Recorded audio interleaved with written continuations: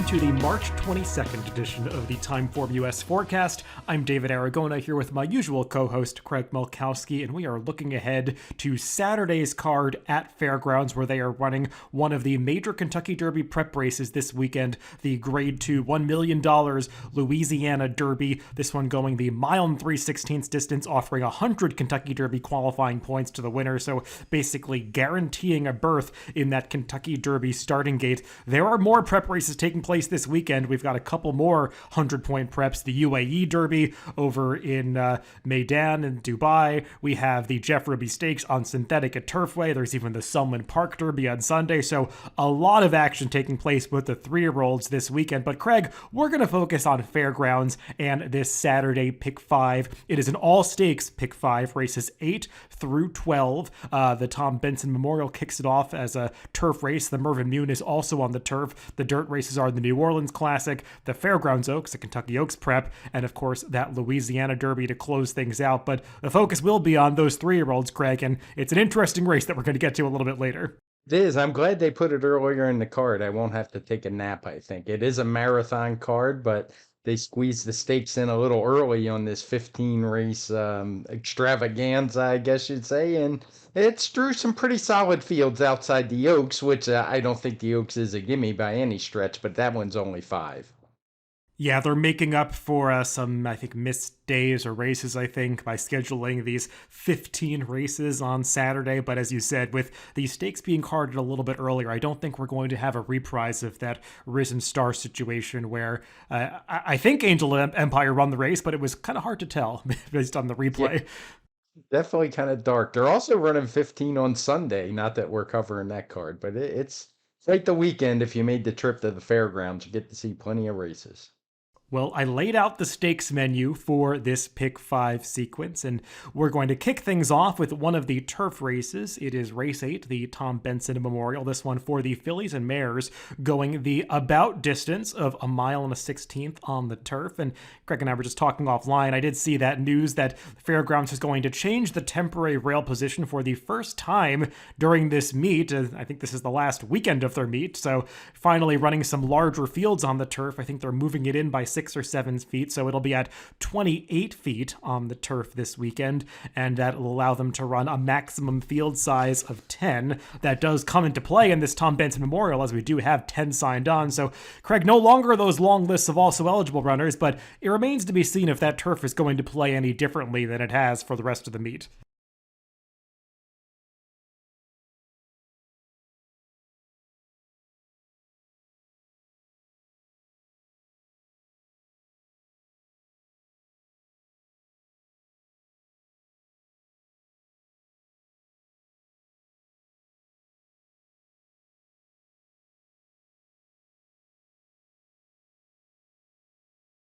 Yeah, that first weekend of the meet that they ran turf racing, or really the first month of the meet, I mean, horses were on the stand side rail having the most success. I'm not sure that it's been quite that pronounced since that time, but still, it doesn't seem like the kind of turf horse where you want to be hugging that inside fence. So we'll see how things play on Saturday, and I think we'll get a few turf races in before this Tom Benson is run to have some sense of how this course is playing. And Craig, this is a race where I think we've got, well, I haven't seen the morning line just yet. I think Fairgrounds put out the morning lines for the other stakes. I haven't seen this one yet. But it does feel like we have some horses that are bookending the field that could take some money. Number 1, Adventuring. It goes out for the powerful Brad Cox stable. And she's making an interesting turn back in distance. She last tried 1.5 miles when she ran at Gulfstream Park back at the end of January. And I actually thought that was a pretty good effort from her considering the pace of that race. But cutting back to the 1.16 while it seems pretty drastic, she has been successful going these shorter distances in the past. So I kind of am identifying her as the horse to beat in this race, but it's not like she stands on very solid ground. No, and particularly drawing that inside post that we talked about. No, it's a little tricky. She's a horse who has shown speed. The TimeformUS pace projector doesn't have any fast pace or slow pace notation in this one, but I do think there's some speed. She's shown back and forth, which kind of makes sense. Most of the times when she's on the lead, like that La Previante last time, are races at longer distances, considerably longer for the most part. My one concern with her is she's only won on turf twice, and both of those have come over that quirky surface at Kentucky Downs. I shouldn't say quirky surface; it's more the layout of the track, but the surface is definitely a little different too. So that concerns me. She can win this race, but I don't particularly love her in this spot. Yeah, the post position is a minor concern for me as well. She was pretty aggressive last time. Maybe that had something to do with the distance, but she was a little bit of a runoff in the early stages, going unreasonably fast fractions, at least to the half-mile pole for that 12 furlong distance, and settled down after that. I thought she was pretty game to battle back at the end, but ultimately just couldn't get it done. From a speed figure standpoint, she kind of stands out in this field. I mean, she's consistently running numbers near 120, or at least in the high one teens, and that makes her the one to beat in this race. But you highlighted some of the questions about her. She also has been successful when she goes to the leader, is battling for the pace throughout in the past. Some of her victories have come when she uses those particularly aggressive tactics, so remains to be seen if she can be as effective coming from just off the pace. And it does feel like there are some other horses in here that will be intent on going to the front end, and I don't really consider horses like the number 2 New Boss or the number 5 Gather As You Go to be win candidates in this race, but just given the fact that New Boss is stretching out from 5.5 furlong sprints, and Gather As You Go seems like a horse that really needs to be on the front end to have her best chance, it does feel like Adventuring is going to have to rate, and I think this is a race that will feature a pace scenario that is at least fair. Yeah, I agree. You mentioned the two speed horses in here. New Boss, I'm not really interested in. I do think it's interesting that the two times she has tried two turns, she's actually run pretty well, winning and getting beat a half length. They were just in not quite the competition she's facing here, but I do think she's in it to win it. I think she'll be sent early, as that's how she's running her turf races, and will add to some pace for sure. And then the 5 horse, Gather As You Go, is a horse who just pretty much always goes to the lead when she runs in these route races around two turns, which is what she's getting here. So I do think there's some pace, and it's going to be some trouble for Adventuring, given that she does seem to like to be up front and doesn't seem like she's going to get there. She might get shuffled back on the inside.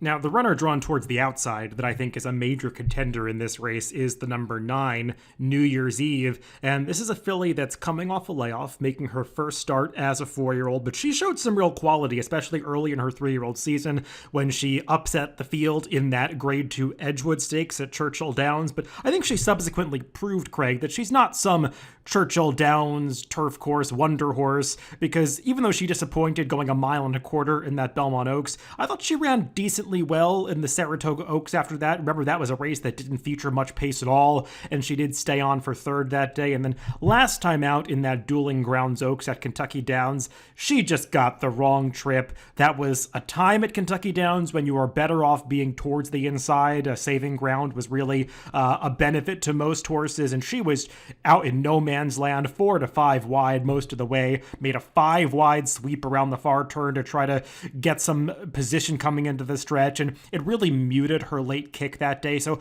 I don't want to hold that performance against her too much, even though she lost as the 6 to 5 favorite. And given where she's drawn, Craig, and the fact that there is some pace in this race, she might be able to work out that perfect trip just coming down the stand side rail at the end.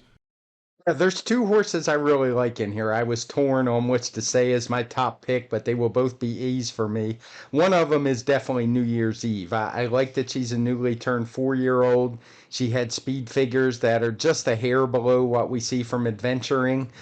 She's sent out by Brendan Walsh, who does very well off layoffs. When you look at her work tab, she certainly should be ready to go. She's been working regularly since January without any hiccups. So I definitely think she is a major player in here. I'm not sure what kind of price we're going to get on her, but it's something to watch, and we'll at least get to see this leg before we place any wagers. The other one that I was liking quite a bit in here is just her inside, and that She Can't Sing.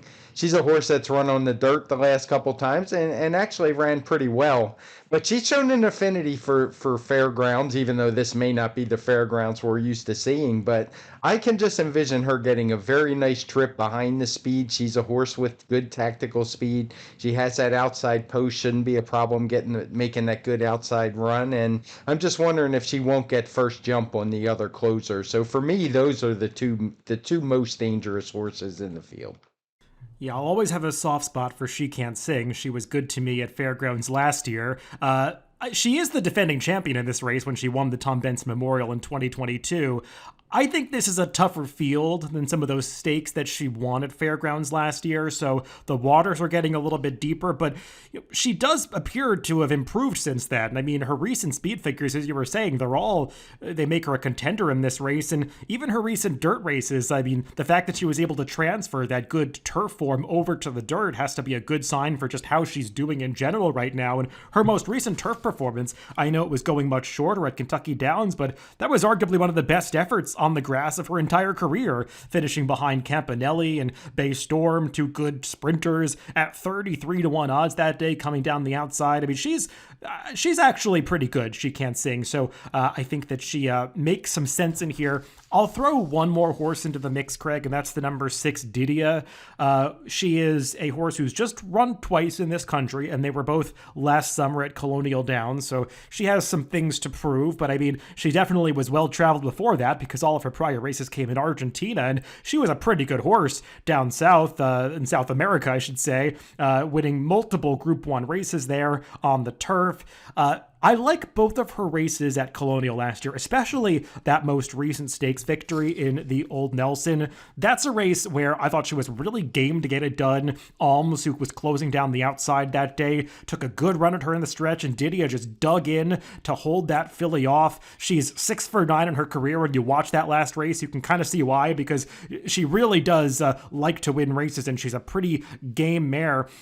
She's coming off a layoff here for Nacho Correas, and her speed figures maybe are a little bit lighter than horses like Adventuring and She Can't Sing. But when you look back at the field that she beat in that Old Nelson, especially when you open up the TimeformUS chart or look in Formulator, a bunch of horses have run back out of that race to do well. I mean, including the runner-up Alms, In a Hurry, who was 3rd. There are good horses going further down the running line in the chart. So feels like that was actually a pretty strong listed race, and if she's ready to fire one of her better efforts off the layoff, and she did fire off the layoff at Colonial last year, I think she can get involved in this race. And if she's the kind that, if she's in the dogfight at the end, I know she's going to give a true effort to try to get to the wire first. I've got no knocks on her. She would be the 3rd horse for me. I will certainly have her on my tickets. Don't need to go into too much. You covered the last race. That was a strong race. There's a lot of ones in this subsequent performances from the horses that finished behind her. She's been working out plenty. It doesn't look like it's going to be an issue. She should be ready to go. Her trainer off the layoff is that's the one big question for me. It's not a strong suit for him. So it's just going to kind of come down to how much betting action she takes. I wonder if she's going to take more than is warranted, but she certainly is dangerous.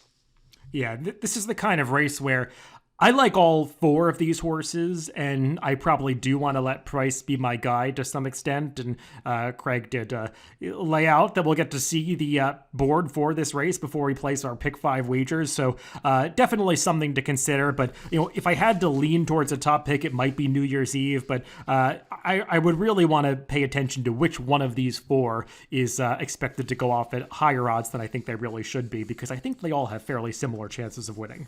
Yeah, I agree. And it's a pretty tough betting race, and I wouldn't want to lean on horses that are going to be too short of a price.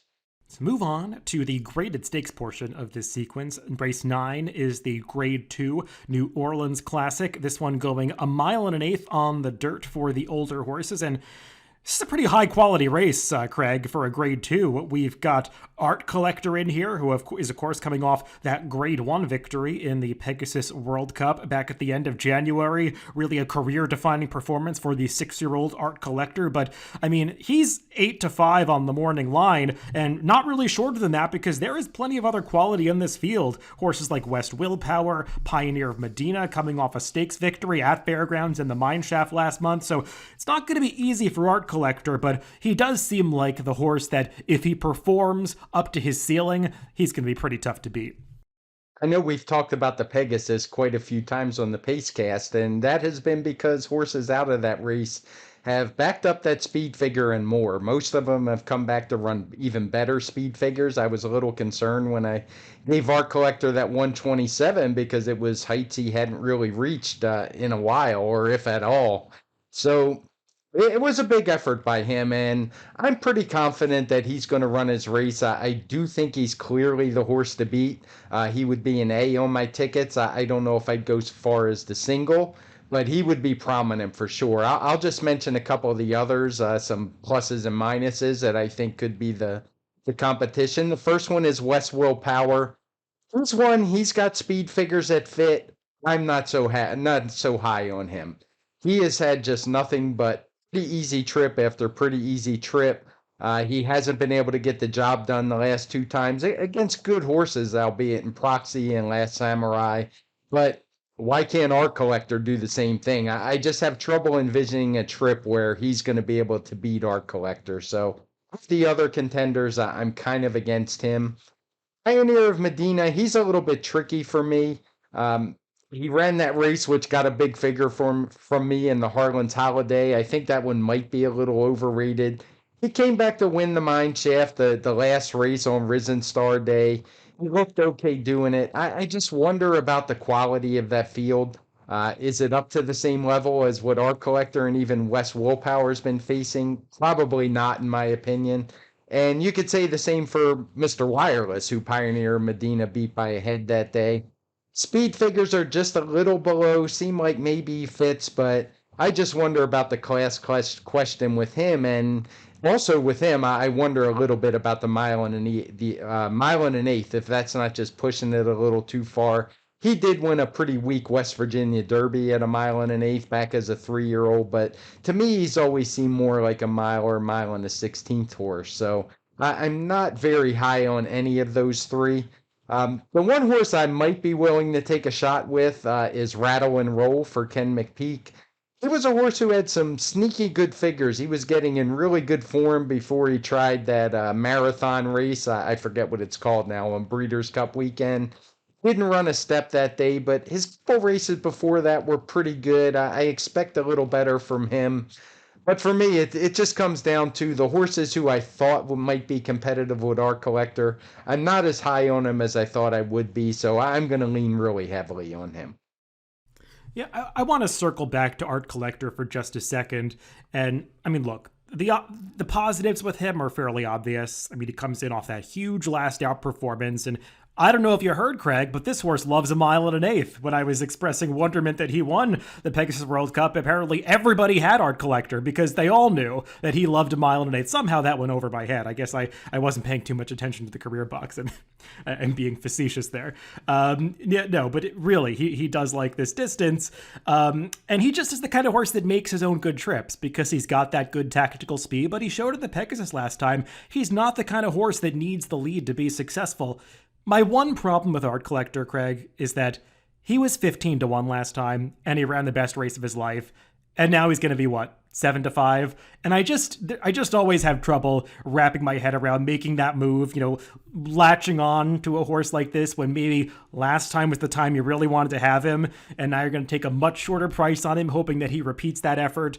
And maybe he doesn't quite need to repeat that effort to beat this field because it's probably a slightly easier race than the Pegasus World Cup was, but I just have trouble getting past that. I feel like from a value standpoint, it might not quite be there on Art Collector, and even though it's a pick 5, I still do want to think about this through that lens. So he's the most likely winner in my book, but I have some reservations about leaning too heavily on him. And I want to go back again to some of the horses that you mentioned because you highlighted one that I'm pretty interested in that I'll get to at the end. But before I get to that horse, the number 3, West Willpower.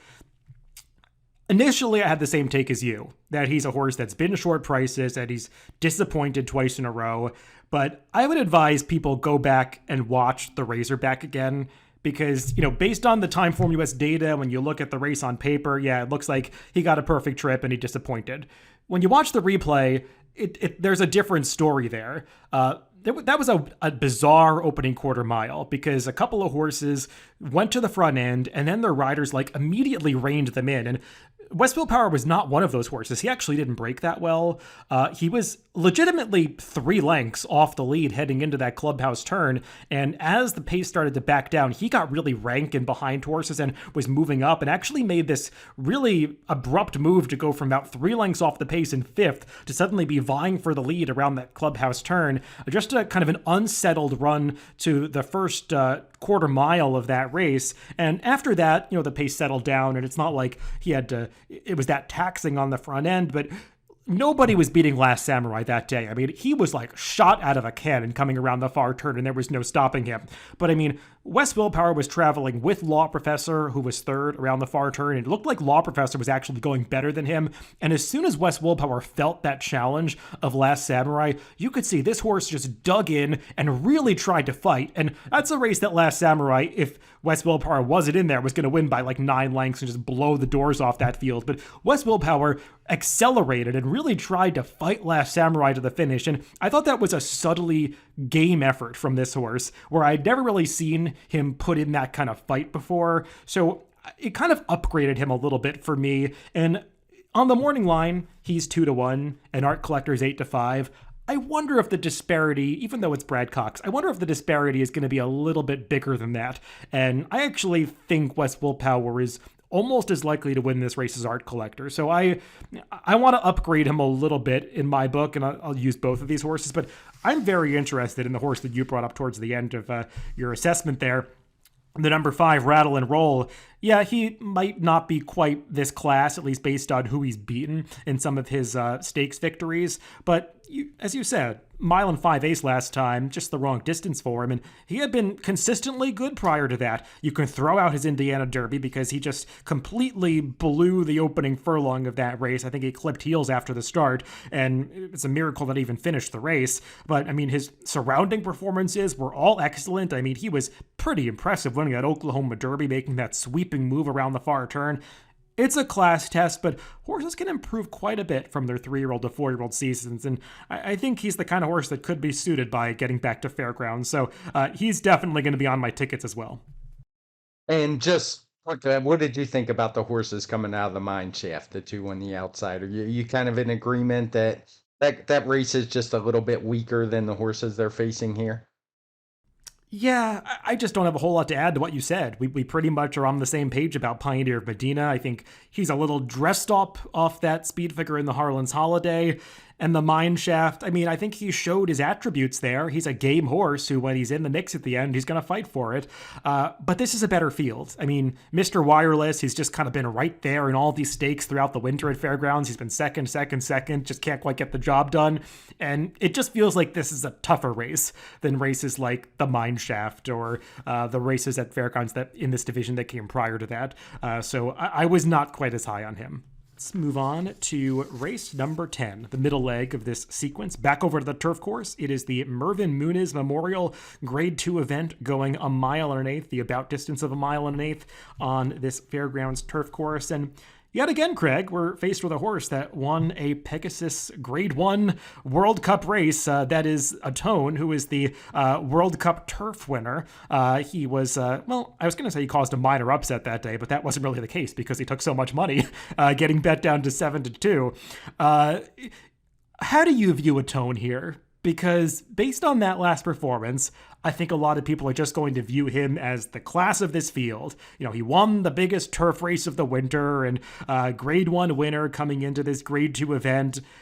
I don't know. Is this race really tough as the Pegasus World Cup? Is it tougher? I mean, there are some pretty good horses in this field, and how confident are you that he's going to work out as perfect a trip as he got last time?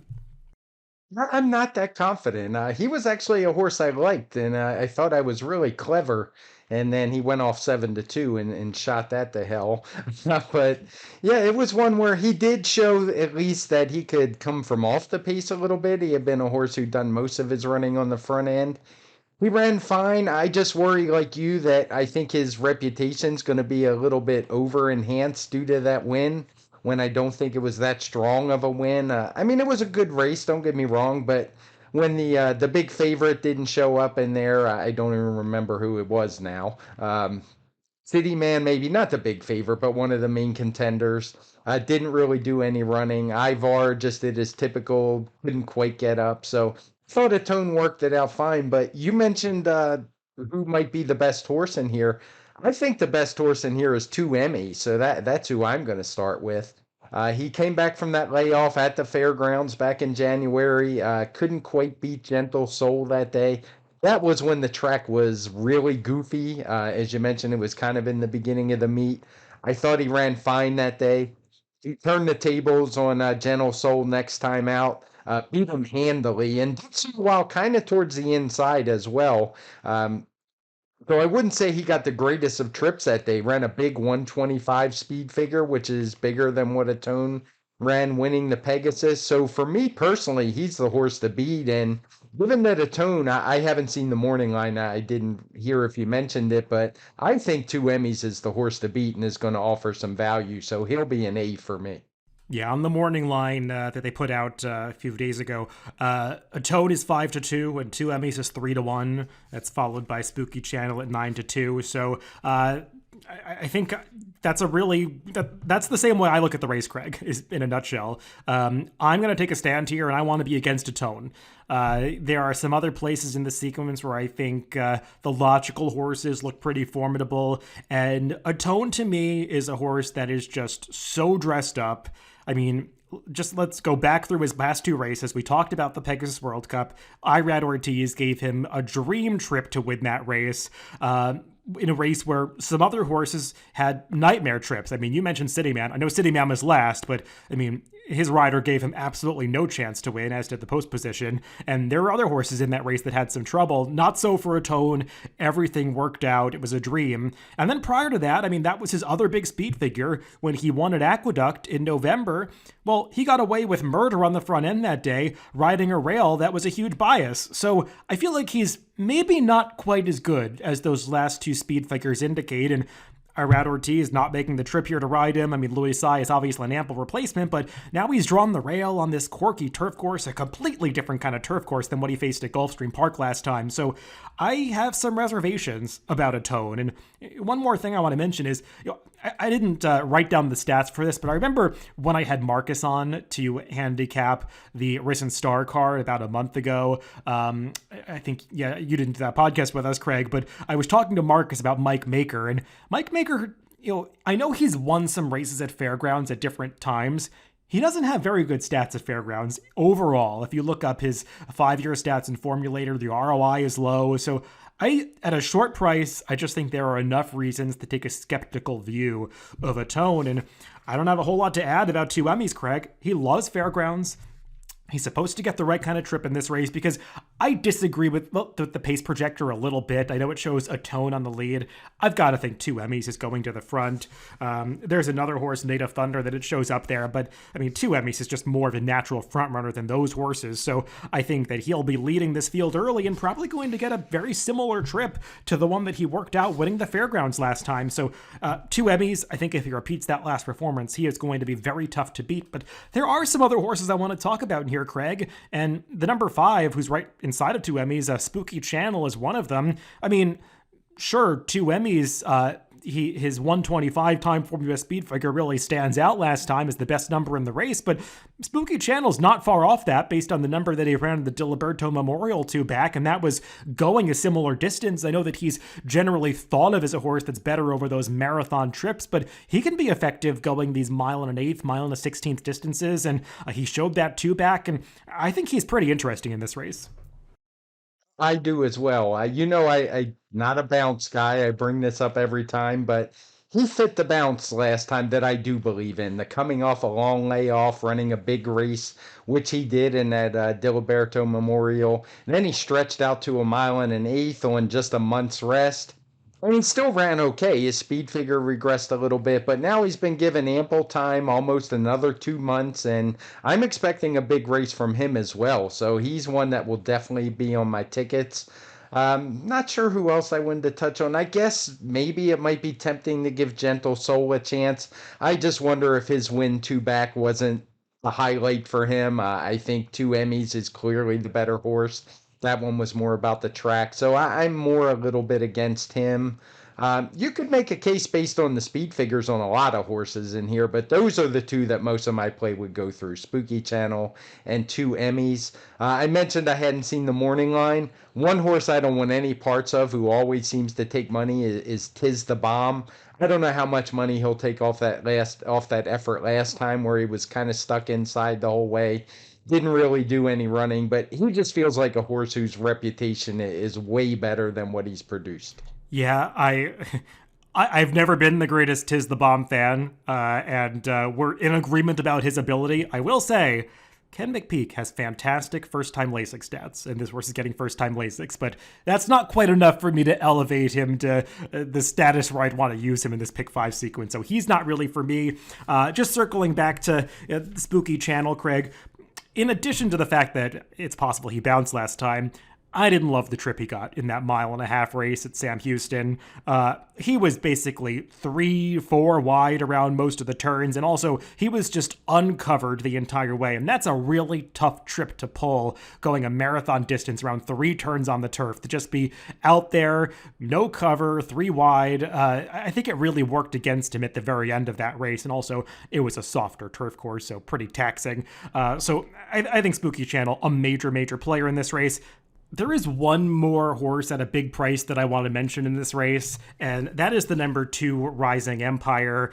I know he is not as accomplished as the other shorter prices in here, but I just like his progression since he got on the turf.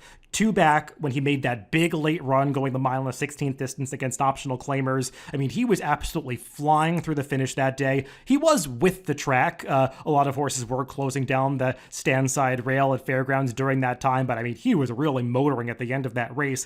And then last time out, again, not nearly as tough as this field, but I just liked the way he finished off that race. He was hanging on his left lead through the stretch, but just put in that relentless finish, was going away, big gallop out past the wire, and this Son of Empire maker, I just feel like he's in career form right now at the age of 5, and he's improved since getting on the turf. He's drawn inside, but he's the kind of horse that he's shown up on pretty close up to the pace on the pace projector, but I would imagine he'll get some kind of trip in mid-pack, and if he can get to the outside, if Laurent Giroux can work out the kind of trip to get him into the clear before the stretch, I know he's going to put in that strong late finish.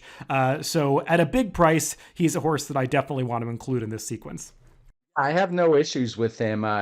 Good note about the pace projector. Some of that's because he had some races on dirt where he was fairly close up, and even his last 2 turf races, or his only 2 turf races, both of those have had pretty quick paces, and it's not like he dropped off the screen. He's sitting in contention most of the way, particularly that last race, which was all red fractions with 140 plus pace figures. He was only 5.5 lengths behind. So that's certainly to his credit that he was still able to finish as strong as he did. And he'll need to move forward, but it wouldn't shock me if he got one because he's shown some real quality on the turf. Let's move on to the 11th race. It is the Grade 2 Fairgrounds Oaks. This one a prep for the Kentucky Oaks for the 3-year-old fillies going the 1.16 distance on the dirt. And we've got a small field here, Craig, but it's not the kind of small field that makes this pick 5 sequence particularly easy, because I would say that this is a tough one to really separate if you're trying to pare down the number of horses that you use. There are 3 horses that are likely to vie for favoritism in here. Pretty Mischievous, the Alice Look, and Hoosier Philly, who figured all be similar prices. And I think from a speed figure standpoint, from a class standpoint, they're really difficult to separate in here. I guess the one to beat is Pretty Mischievous because she's coming off that victory in the Rachel Alexandra. She's got the kind of running style where she can make her own trip. It seems like she's one that really has taken a step forward from her 2-year-old to 3-year-old season. So I do kind of view her as the horse to beat, but this is not a race where I have a particularly strong feeling. No, I wonder how the betting's really going to go in this one. I think at the end of the day, Hoosier Philly's going to wind up the favorite. Just a hunch. It's a filly who I think in one of the Derby pools had wound up being the favorite somehow, which I know we were both pretty perplexed at. But she seems to have a following, and I just have a feeling people are going to want to make an excuse for that last race. She had minor trouble, didn't really run. She's not for me in here. I'm going to narrow it down to the two inside of her, hoping that Hoosier Philly's going to take more money than what maybe we're thinking here. And I actually prefer the Alice look. I liked her last race. I liked her coming into that race. When I made the speed figures, I was a little questioning the 107, but it's came back fine. She skipped the last prep. The Rachel Alexandra looks like by design to run in this one. And the race has held up fine, and I think it fits. She gets outside post position over Pretty Mischievous. And I mean, I'm not saying that Pretty Mischievous can't win. I think it's maybe a 55-45 for me, but just between the two. Not like others can't win, but that's where the bulk of my money's going to go so I can spread in some other legs. And just playing against the Hoosier Philly. I've seen this dance many times before where Phillies just don't come back as good at 3 for whatever reason, and that's kind of the impression I got seeing her first race. I'm going to agree with you, especially with regard to that price question. Who's going to be favored in this race? I tend to think it's her as well, Hoosier Philly, just based on the following she had coming in last time, how willing people seem to be to give her an excuse for that last race. And look, she did have an excuse. I mean, she took a really awkward stutter step out of the gate. The pace was slow. She got caught behind that really pedestrian opening quarter mile, and she was a little bit rank and behind horses. So there was an excuse coming off the layoff for Hoosier Philly. The problem is, you want to bet those trip horses when they're prices. And she's the kind of horse that's a trip horse that everybody is just overestimating how much that trip really affected her, at least in my opinion. So I don't feel like she's a positive value trip horse in this race. So I want to temper my enthusiasm for betting her back off what was a legitimate excuse last time. As far as the two others in here, actually, one more thing about Hoosier Philly. All of her prior victories came at Churchill Downs. And there are some horses that just really move over that Churchill Downs surface a little bit differently than other surfaces. And I just did not like the way she was striding at Fairgrounds last time. She just didn't look like she was getting over the surface nearly as well as she had at Churchill. So I have some questions about how she's developed from 2 to 3 and also just whether this is the right venue for her. So I wanted to look towards some others in here, Craig. And yeah, as you said, the other logical horses are Pretty Mischievous and the Alice look. I've already covered Pretty Mischievous. I'm more on the fence about the Alice look. Does it bother you, Craig, that Chop Chop came back to run so poorly in the Rachel Alexandra? Because I also had some questions about the strength of that Silver Bullet Day, and the fact that Chop Chop just completely combusted in her next start, it bothers me a little bit because she's the only horse that we're judging that form line against in the Silver Bullet Day. Nobody else was really competitive in that race. Yeah, the thing with Chop Chop that is my concern a little bit is she's run again since then on turf, a surface that a lot of people thought might be her best surface early in her career when she started out with a couple wins on it. It looked like Brad Cox maybe thought the same. He gave her a try because she ran some nice dirt races, but she got beat and beat pretty, I won't say handily. She ran a decent third, but she was 3-5 that day. She was supposed to beat that field and beat that field easily and wasn't able to do it. So I just wonder if it's more that horse has just lost her form. I'm going to make a push for one more horse in this race, and it's the number 1 South Lawn. If we're taking a look at the Alice look and saying, oh, she easily beat some, horses that are just okay, but she did it by many lengths, well, South Lawn beat the exact same horses when she won that allowance race last time. A lot of the horses that were in, or a few of the horses that were in that Silver Bullet Day, I think the 3rd and 4th place finishers, came back and finished in similar positions in that allowance race that South Lawn just absolutely dominated in mid-February at Fairgrounds. And that was a really impressive race to go back and watch because she was in behind the leaders early, and Rayla Gutierrez seemingly made a premature move on the backstretch. He asked her to go inside of horses with about 5/8 of a mile to run up to the lead, and it seemed like, dude, what are you doing? You went for home way too early. But this filly kept finding more. Apparently he knew what he had underneath of him because he asked her to kick on once again in the stretch, and she opened up to the wire. I mean, she was hard-ridden to do it, but she was really responding at the end of that race, and I know she got a slightly lower TimeformUS speed figure of 102, but I mean, she won that race in such commanding fashion. I wonder if second off the layoff there might even be more upside to her than some others in this race. And I don't want to discount how hot the Norm Cassie barn has been lately. I was looking up some stats over the past 3 months on dirt. He's 15 for 43. That's a 35% win rate with an ROI that's up near $4. And a lot of that success has been at Oaklawn Park. A lot of his dirt horses have run there. But I mean, clearly this filly fits the pattern because she improved significantly on her form from last year. And I went back and watched that maiden victory from Ellis Park last summer. That was a low-key, really impressive race, and I feel like she's a horse that maybe was on the wrong surface for a little bit when they tried the turf, but now they're getting back to what she's really bred to do, be a dirt router, and I'm not convinced that she's really any worse than the shorter prices to her outside. Yeah, I can see that. I do worry that the speed figure was, several points lower, and she did it later on as a 3-year-old. I think the Alice look's probably been pointed here, but I'm not going to knock anybody for going in a different direction because the two we talked about in Hoosier Philly are probably going to take 90% of the money. I'm not sure what the Southlawn morning line is. I would imagine in the 8 to 10 to 1 range, Eight maybe. to one. Yeah, 8 to 1. So, yeah, I mean, she's going to pay a price. She looked good. I thought it was interesting in her last race that the favorite in that race was another Norm Cass horse that just didn't show up at all. This horse actually went off 10 to 1 that day and romped.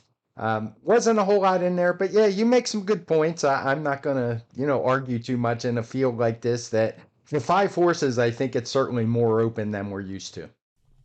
Yeah, it's the kind of horse that I originally wasn't into, and then I watched that race, and it was just physically she looked powerful enough to compete at this level, at least in my estimation. So when I watched that replay, it kind of upgraded her in my mind. She's one that I definitely want to use, especially given the fact that it does feel like all that money is going to flow towards the outside. And I don't think there are going to be that many people that are kind of going in a different direction in this race, where the inclination is to be used as few as possible in a 5-horse field. So this could be a difference maker in the pick 5 if I'm right about her. Let's move on to the final leg of this sequence. It is the Louisiana Derby. Race 12, mile and 3/16, which is a demanding distance for the 3-year-olds at this time of year, the longest of these final round Derby preps. And Craig, we've got a field of 12 signed on. As of the time we're recording this, it sounds like Tappett's Conquest is sort of on the fence as to whether he's going to run here or not. I mean, not the horse, but the connections are on the fence as to whether they're going to run here or not. You do want to note Manny Franco was named as the jockey on him. He is not riding at Fairgrounds on Saturday. We saw Brad Cox do this with Hit Show when he entered him in the Southwest, named Manny Franco, and then scratched him and wheeled back in the Withers with Franco aboard. It sounds like the other option for Tappett's Conquest is the Wood Memorial. So it feels like the fact that they named Franco means they're leaning towards scratching and running in the Wood instead. So just something to keep an eye on. We'll probably get news, likely from our colleague Marcus Hirsch, on that front in the future. But Tappett's Conquest feels like a horse that a lot of people might like in this race. So I just wanted to kind of preface our Louisiana Derby discussion with that note. Brad Cox still has a pretty strong hand in here, Craig, because he's got the number 2 Instant Coffee, who feels like he's going to be the clear favorite in here. I do that Derby watch list with Brad Free, and I think we have him ranked 4th right now, which seems pretty high for a horse that has only won one graded stake so far this year, and it was all the way back in the middle of January. But he's really done nothing wrong so far. He's a strong finisher who feels like he's supposed to like this mile and 3/16 distance. You just have to decide how short a price you want to take on a horse that really doesn't have much of a speed figure edge. No, he hasn't run particularly fast yet. I really wanted to be against this horse, to be honest, because who doesn't want to be against a horse who's probably going to be a pretty big favorite? But I just don't have the knocks on him that I thought I would. For one, it's not like the others coming in to face him have faster speed figures, so that kind of matters to me as the speed figure guy. But he's basically done everything right. He's shown some versatility. He's closed into a slow pace in that goofy Kentucky Jockey Club race. I say goofy the way it was run, not the race itself. The Lecomte, he was able to handle a fast pace. So I expect a forward progression. He skipped the Risen Star, similar to the way the Alice looks skipped the Rachel Alexandra. Seems like it was by design. He got back on the work tab pretty quick and is pointed here. So no real negatives from him on me. Unfortunately, I think he's one I have to use and use pretty prominently. I'll use a couple others, but I'll just start with him and say he's one. I'll look for prices in other legs because I'm not going to get beat by this one in the last leg if I'm live. Before we get into some of the other horses that are going to take money in this race, Craig, you brought up the speed figures, and I do want to at least mention a couple of horses coming out of an N1X allowance race that have the best speed figures in this field, and that's Cagliostro and Dennington, who finished a neck apart in that allowance race on the Risen Star undercard. I know we talked about it a little bit, I think, on the Pacecast about how that number came up surprisingly high compared to the Risen Star and some other races on that card. How do you assess those horses coming back in here? Because it feels like they're both going to be prices. I think that they are respectively, well, they're each 12 to 1 on the morning line. I have some reservations about the predictive value of that speed figure moving forward. Yeah, that's a tough one for me. The third place horse ran back, and he ran back okay, but he got beat by a couple of the Brad Cox horses we talked about on the Pacecast, who are decidedly viewed, at least by Brad Cox, below this horse. So for me, it's one where maybe it was just a little fluke that the race we're talking about was run in the virtual darkness. It's maybe possible that the track got influenced by the lack of sun by that time of day. I know that might sound silly, but it's something that happens when the sun goes in. The tracks definitely change, and it was practically dark. So it was one where I just didn't want to break that race out and rate it particularly fast just based on, maybe that's what happened. There wasn't really any other evidence. There were a ton of dirt routes that day, but I think you can view that gap with at least some suspicion. That would be a healthy thing to do. You should always be questioning these numbers and how likely you think horses are to repeat them. Yeah, I mean, if people love those horses at, 12, 15 to 1, I'm not going to talk you off of them because if you have an opinion on a price horse in a race like this, you should go with it. I just have some reservations about that number, and I would argue that the run back from that race, First Defender, who was in that allowance race that we talked about on the Pacecast, he was actually a negative run back, even though he finished third, because he was setting an extremely slow pace in that race last Sunday and still stopped. So I thought that was a subtly poor performance by First Defender coming out of that race. And actually, for me, really calls into question that speed figure, maybe more so than I thought. So I'm skeptical of both of those horses, and I think that they deserve to be big prices, and they will be big prices. So they're not for me. I do want to get into some of the other horses that could take money in this race, Craig. What do we do with King's Barnes, the number 6? He's 6 to 1 in the morning line. For races like this, I like to do my own line and kind of like assess where I think the value is going to be based on that. I could see him going off shorter than that, maybe even 7 to 2, 4 to 1, because it just feels like this is a horse that has all the earmarks of being overbet, easy victories, has one geared down, going out for a strong barn, Todd Pletcher, undefeated, Flavian Pratt getting aboard. I could see a lot of money funneling this way, and he actually doesn't look as slow on speed figures as I expected coming into this race. His 107 last time, it actually stacks up okay against this field. I just wonder if the value is going to be there. I do too. He's not going to be 6 to 1. That I would bet a fortune on that if such a wager was available. And that's even if Tappett's Conquest stayed in the race, which we're not sure. If he comes out, then a virtual certainty he's going to be in the 3 to 1, 7 to 2 range. I would suspect he would be the second choice. And yeah, I'm not very high on it. I think a lot of people see Todd Pletcher take that Tampa route and they still remember Always Dreaming, who kind of used this almost same path as a springboard to the Florida Derby and the Kentucky Derby. I have my questions about this one. I mean, I guess the upside with him is if there's one horse in the field who you think's going to love the mile and 3/16ths, which I'm not sure if we mentioned that. This is the only prep that gets run this far in this country anyway. Maybe it's him given his breeding, but I'm a little skeptical. I looked up Todd Pletcher, and you can search for Fairgrounds, and his stats look okay. But when you narrow it down to these 3-year-old Derby preps, he's only 1 for 8. And a lot of those horses have won off at pretty long prices. I think the one winner was Noble Indy, who won a race at 5-2. It was a pretty weak field. It just seems like he sends a lot of second stringers to the fairgrounds, and I'm wondering if that's not how he views this horse. And if he's viewing the horse as one of his second stringers, I don't want to take what's going to be probably the second choice in the race. Craig, I really like a horse in this race, and I'm interested to hear your take on it because I was surprised, first of all, just given the size of the field, that there's no fast pace flag in the pace projector. And often in races that have a field size this large and there's no fast pace flag, that means that the pace is probably going to be pretty moderate to slow.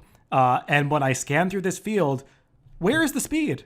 I don't know who it's going to be other than the number 11, Jace's Road. I know that King's Barnes is shown on the lead in the pace projector, and he's got some tactical speed, but he's rated in both starts so far, and I doubt Todd Pletcher's looking to change that up. They'll probably look to get another stalking trip. Jace's Road is going to the front, especially drawn his outside post position, and this horse might actually be pretty tough to catch because he got that same kind of trip two back in the gun runner and just kept going on the front end. Now, I haven't looked up the weather forecast for Fairgrounds on Saturday, and I probably should do that right now before I finish this spiel, but this horse clearly does not like a wet track, and I don't like to get too hung up on horses not caring for sloppy and muddy tracks because I think that's often an overblown angle, but this horse has not run a step in his two starts on wet going, and there is a little bit of rain in the forecast between Friday and Saturday at Fairgrounds, but it's not predicted to be a washout by any means. I don't think it's going to too badly affect the track, and Jace's Road, I mean, he ran a speed figure two back in that gun runner that makes him one of the fastest horses in this race. And it's not like they came out of nowhere because he also ran a big race in the Iroquois last year. So I just think getting Florent Giroux back aboard, who rode him in that race two back, he's going to go to the lead. And in my opinion, if he runs his race, he's going to be really tough to catch. And I don't think he's going to be that short a price. Yeah, he's very dangerous in here. We've actually landed on the same horse, and normally I wouldn't like a horse from the 11 hole in a big field like this, but like you mentioned, who's going to outrun him? When I saw the pace predictor has King's Barnes, I'm a little bit skeptical of that. A lot of it is because of the fast pace last time. That, to his credit, he was able to stay within striking range, beat some horses who aren't very good that day. So he's got some talent, but Jason's Road, I'm with you. He's just extremely dangerous. He's been alone on the lead exactly one time in his career, and that time he romped. There were some decent horses in that field. I mean, it's not a lot of horses that I think we're going to find on the Derby trail, but they were good at the time, running good figures. So I think he's going to be tough to beat. And the other thing is that mile and a 3/16. Sometimes as these distances get longer, people tend to gravitate towards the closers. I kind of take the other view in that with these 3-year-olds, we're not really ready to mount that big late kick and keep it going at these longer distances. They tend to flatten out. So for me, I'm high on Jace's Road as well, just like you are. Yeah, I think he's one of the more likely winners of this race, even compared to Instant Coffee, and I don't think it's going to be bet that way. I expect Instant Coffee to be a pretty short price. Let's talk about some other horses, Craig. Steve Asmussen has two in here. Disarm, I guess, is the one that might take a little more money. He ran really well as a 2-year-old when he broke his maiden. I was hoping to see a little bit more from him off the layoff at Oaklawn last time. That was just not a particularly strong effort, although the pace didn't really work in his favor that day. The winner, 2 Eagles River, just kind of got to walk on the lead. He's going to have to take a big step forward. This is a significant ask for him to stretch out this far, second off the layoff, rushing to make the Kentucky Derby. I think it's going to be tough for him. I'm actually a little more interested in Asmussen's other horse, Shopper's Revenge, who's drawn on the rail, who I thought showed good speed to break his maiden. I mean, he is the one other horse that I think maybe could be more forward than it looks on the pace projector. But the big question for Shopper's Revenge is the start, because he has had gait issues in most of his races. He needs to break. And if he does, I think he's going to be up towards the pace. But coming out of the rail post position, if he breaks slowly, that could be a disaster. But there is ability here, and I don't think he's going to be as short a price as Disarm or even some others in this race that have similar chances of winning. So he's another one that I think is going to offer some value in this race. Yeah, I wasn't a big fan of the Asmussen horses. If I had to pick one, it would be Shopper's Revenge. But my big concern is that gait issues he's had. The time he didn't have them, at least to the degree the others, he romped. But he still hasn't run particularly fast either. So that's my big concern. But he certainly has the right to take a step forward. And of the two, I would prefer that one. And look, I don't want to completely discount Sun Thunder, who, he might go off at a bigger price than Instant Coffee and King's Barnes, and he's the one that was the highest finisher in the Risen Star. So, he clearly is a McPeak horse that's moving forward at the right time, and I don't think the distance is going to be a problem for him. So, he's 5-1 on the line. I would kind of flip the odds on him and King's Barnes and say that Sun Thunder is probably going to be more like the third or fourth choice in this race, and probably maybe even higher than Tappett's Conquest if that one ends up running. So I could upgrade Sun Thunder if the price is right, and I suspect it could be, but you just have to have some reservations about there not being that much pace in here because he is one of those one-run closers. That is my reservation. That, and you kind of mentioned it with Art Collector. He was a big price last time, even though he didn't get the job done. He's going to be a much lower price this time. And given the lack of pace, I was a little bit against him, thinking he'll take some money off of that Risen Star effort. But I won't be shocked. He's going to be running in the lane because two of his last three have been very good. Well, that's a look at this entire Pick 5 sequence. Craig and I will briefly do our usual recap, go back over, because I do think this is one where you want to lean on some horses more than others, Craig. We mentioned quite a few horses in a few of these races, and I know there are a few along the way that you feel like you can lean on a little bit to spread in some others, so I'll let you go first. Yeah, in the first, that Tom Benson Memorial, I like two of the horses drawn to the outside. She Can't Sing and New Year's Eve. They would be my A's. Lydia, I have more questions about, but I certainly think she can win, and I would use her. And then Adventuring, I'm a little torn on. She certainly has the speed figures to win. I do worry about the rail, so it just depends how the rest of my ticket looks if I want to spend the money on her. In the New Orleans, I'm going to lean on Art Collector. I think he's much the best horse. I liked in the Pegasus, which has turned out to be so strong that he showed he didn't have to go wire to wire, which is how most of his wins had come in recent times. So I'm going to lean on him, but I'm also going to use Rattle and Roll, who had some big speed figures towards the end of his 3-year-old season. So mostly those two for me. In the Mooney's Memorial, I think Two Emmys is the horse to beat. I will use a couple others. Atone won't be one of them. Um, Among the other, Spooky Channel, I think, is an interesting case, particularly if you think he bounced last time, or even if you didn't. That ride was definitely a bit shaky. I'm not sure what he was up to and wide, contesting the pace out in the clear. Not a great trip, so he's the other one I would use pretty heavily in there. And then the Oaks, I'm going to lean mostly on Pretty Mischievous and the Alice look. Maybe the Alice look would be an A and Pretty Mischievous a B. I'm not going to use Hoosier Philly. I think she's going to wind up getting way over bet, particularly off that last line. And then in the 12th, the Louisiana Derby, I'm going to focus mainly on those two Brad Cox horses. I know nobody's going to be surprised if he runs 1-2 in a race like this. He seems to be doing it all the time. Jace's Road, though, is the one that I like the most. I think he's lone speed, as you pointed out, even though he's not shown on the front end in the pace projector. And this seems like a horse who's going to be really dangerous, but I don't want to dismiss Instant Coffee, who's done very little wrong, has clearly been pointed for this race, and draws a good inside post. So I expect both of them are going to run very well. Craig, I don't know if your dog was a fan of that Art Collector lean. He seemed a little upset about that. Yeah, I think you might have texted him to do that. I'll go through the sequence as well, in my opinions. In the first leg, the Tom Benson, I, at this point, am not really separating my top 4 picks too much. They're all going to be on my ticket somewhere. Adventuring, Didia, She Can Sing, and New Year's Eve. Maybe New Year's Eve is a slight lean, but I don't have strong enough feelings about that race to make any of them real separators in my ticket. In that New Orleans Classic, I'll use Art Collector, but I maybe want to press West Willpower a little heavier. I think that he is really in good form right now, and I liked the visual of what I saw in that last race, and I'll use a little bit of rattle and roll. Craig and I agree about that one. I think he's a horse that can outrun his odds in that race.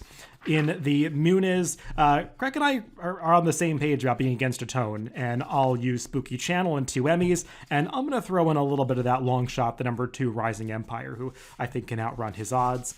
In the 11th, the Fairgrounds Oaks, I'm pretty intrigued by the number 1 South Lawn, who I think is going to be the best value of the horses I'm considering by far.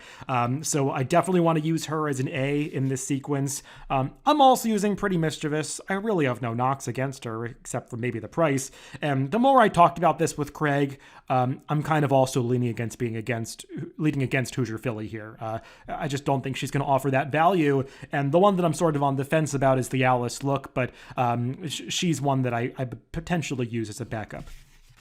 And then in the Louisiana Derby, I'm going to try to keep it pretty simple. I would want to lean a little bit on Jace's Road because I really do think he is the value in that race. Instant Coffee is a horse that I could throw on my tickets, even though I don't think the value is going to be there. But obviously, he's one of the win candidates. I would also use Shopper's Revenge. I think that horse is going to be a decent price. And if he breaks, I think he could work out the kind of trip that would be successful for him. So I'll use him and maybe even a little bit of Sun Thunder. But I want a lot of my play to go through Jace's Road to close out this sequence in the Louisiana Derby. Yeah, we're setting ourselves up to get some feedback from the people who are going to love the Kings Barnes and Hoosier Philly Daily Double. Yeah, well, that could be a popular one. We'll see how that plays out. They can both win. I just don't think the value is going to be there on either horse. Yeah, and one thing to think of before we close, I mean, you can't get value on every single horse in a pick 5. I mean, the odds of that happening are astronomical, that you would get 5 overlays in a row, but you just kind of play your tickets looking for sequence in the entire value. And I think that's what we both try to do. I don't want to give the impression that every horse who's going to be an underlay we're not going to use, because that would just be ridiculous, and you'd cash once every millennium maybe. Yeah, this is something that I know we've talked about on occasion before, and we have the same outlook on this, Craig. I mean, like I was saying, the first leg of the sequence, I just don't have that strong an opinion. So I'm not going to force myself to like one more than the other when I can go 4 deep in that race and feel okay about it. I mean, Art Collector, I don't want to get beat if Art Collector wins. Maybe I don't love Art Collector, but he's going to be on my tickets. I don't feel that way about Hoosier Philly and a Tone, who I'm actually a little bit against, and I see some negative value there. So that's why we can feel okay leaving some of those horses off our tickets. But if you're trying to beat those favorites or take that clever anti-favorite stance in every single leg, well, I think you have to be realistic with yourself about how likely that really is to come in. Yeah, you said it much better than me. There's favorites that you know can win and aren't going to be value, and then there's favorites you genuinely don't like, and those are the ones you want to avoid using, in my opinion. Well, everybody, I hope that was helpful as you handicap this Pick 5 sequence at Fairgrounds on Saturday yourselves. Craig and I will, of course, be back next week to recap this Derby preps, the Louisiana Derby, of course, as well as the other Derby preps taking place around the country and also outside of this continent. So we'll be paying close attention to all of the racing taking place around the world this weekend. Everybody, thanks for tuning in to this podcast, where you can always catch these TimeformUS podcasts on DRF.com, Spotify, Apple Podcasts, and YouTube. Wherever you get your podcast, just make sure to subscribe to the Daily Racing Form channel. Thanks for tuning in, and make sure to catch that TimeformUS Pacecast coming up next week.